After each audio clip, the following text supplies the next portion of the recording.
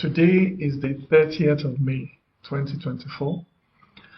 The 30th of May is a significant date in Nigerian history. On this day, 57 years ago, the eastern region of Nigeria declared itself the Republic of Biafra.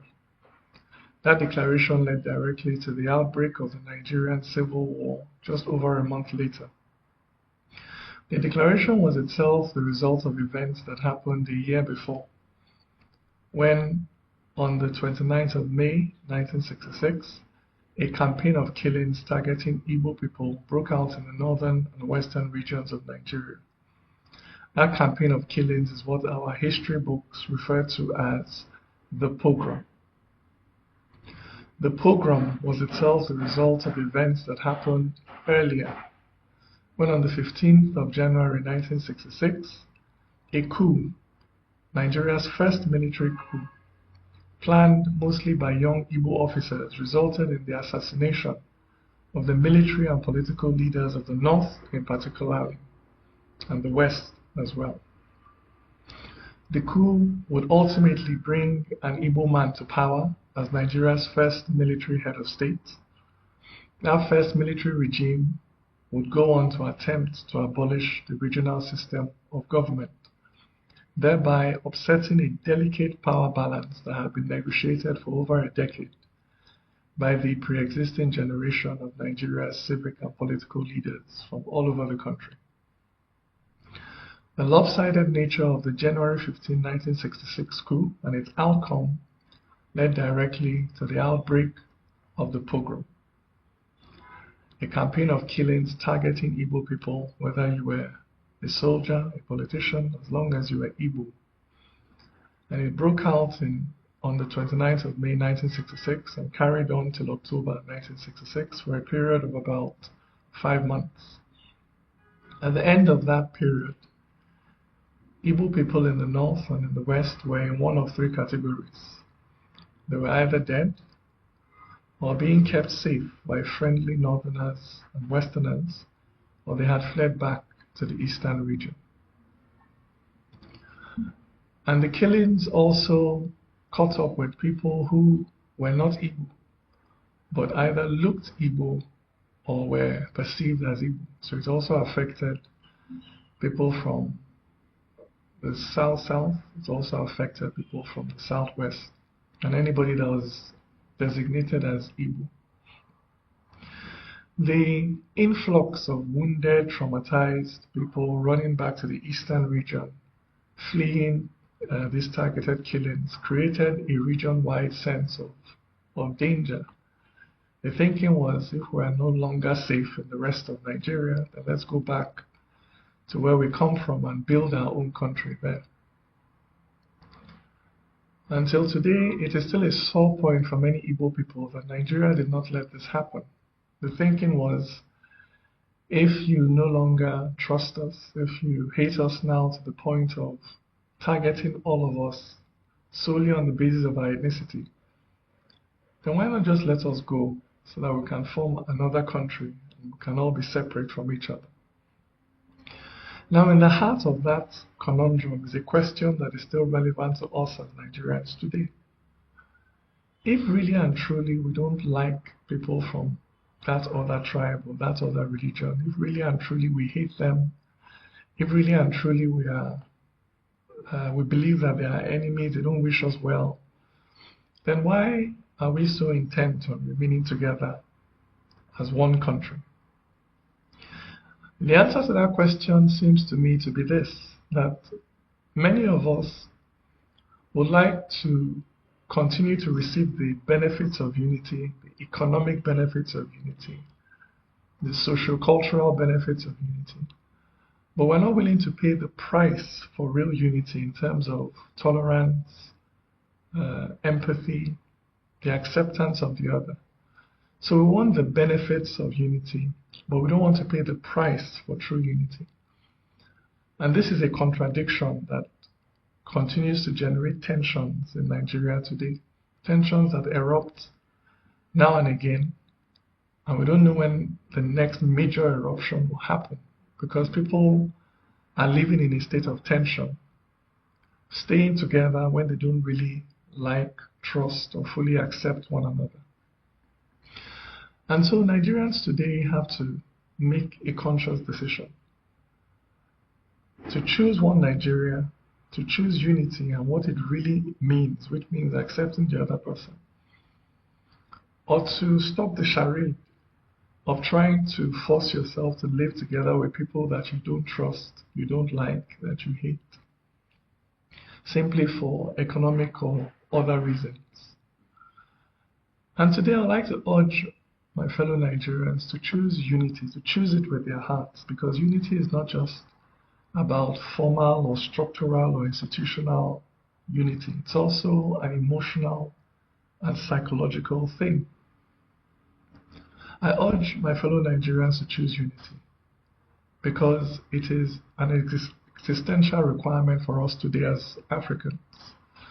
You see, Africa is way behind the rest of the world in this global race, and we'll never catch up until we begin to pull together. It was our disunity in the first place that caused us to be enslaved and colonized in the first place. If Oyo had stood with Nupe, if Sokoto had stood with Benin, we would not have been conquered in the first place. But the Europeans were able to conquer us because they picked us off one by one. So when they are conquering this town, this other town will be thinking it has nothing to do with them and will do nothing. When they overrun this town, the next time they come to your town. So they were able to pick us off one by one, and that made the conquest of Africa happen. Until today, Africa is still being picked off one by one by the West, by the East, by whoever. And until we close ranks and pull together, we'll never make progress. Unity is an existential requirement for us as Africans. But for us to have true unity, not contrived unity, for us to have true unity, we have to actually accept each other. And accepting each other means forgiving each other for historical wrongs, releasing each other, and moving forward. But forgiveness is intentional. It doesn't just happen. To forgive, we have to be intentional and deliberate about it. That means we have to look back at our past with objectivity. Objectivity means that you're not looking back with the intention of just defending the position of your own people, seeing nothing wrong with what your own people did. Objectivity means looking back at the past to let the facts speak for themselves. So one, we have to look back at our past with objectivity. Two, we have to acknowledge each other's pain. That means that if I say to you that, look, you hurt me, the answer is not to say, well, you hurt me too. The answer is to acknowledge my pain and say, look, I'm sorry. And then I acknowledge your pain and say, look, I'm sorry for what I did as well. So we have to exchange this acknowledgement and apologies. Practically, for us as Nigerians, that means that as Igbo people, we have to understand the significance of January 15, 1966 to the rest of the country. We can't just keep brushing it aside as an inconsequential matter. We have to understand that it really hurt. We have to understand that it was perceived as treachery, that it was perceived as selective killing, that it was perceived as dishonorable, that it broke certain bonds of trust that had existed before then, that it really hurt. And we have to acknowledge this.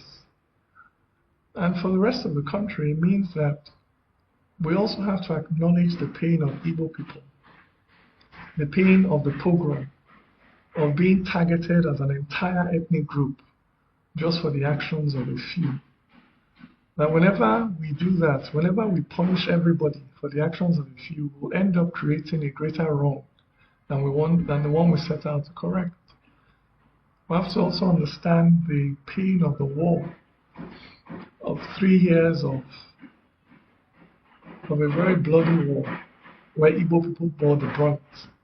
And the rest of the country has to acknowledge this and not just brush it aside and say, you deserved it. So if we really want to heal, we have to look back at the past objectively We have to acknowledge each other's pain and say, look, I'm sorry. That's not how I wanted things to go. We have to empathize, see things through the eyes of the other party. Then we have to learn lessons from the past that we can carry forward. We have to look at that 1966, 1967, and learn lessons that we can carry forward. The need to be fair and even-handed in everything we're doing as Nigerians, to be fair to every party involved, to take every party's feeling and position into consideration while acting. That lopsided outcomes would always aggravate. We have to understand that even between enemies, there must be respect. Even if you want to kill somebody, don't kill them like a dog. Don't kill them without respect. Even between warriors, even between fighters, there can be respect. And when we respect each other, when we realize that we are all human beings with strong and admirable qualities, the way we fight will change. Because when you are fighting with somebody that you respect, there are certain things that you won't do. So there has to be respect in our dealings with each other. And lastly, there must always be justice. Justice means that the guilty is not allowed to go free, but the innocent is not also punished for the crimes of somebody else. There must always be justice in our dealings. We cannot do this wholesale punishment of everybody for the actions of one or two. That will always create a greater wrong. So we learn lessons from the past. And then finally, we release each other.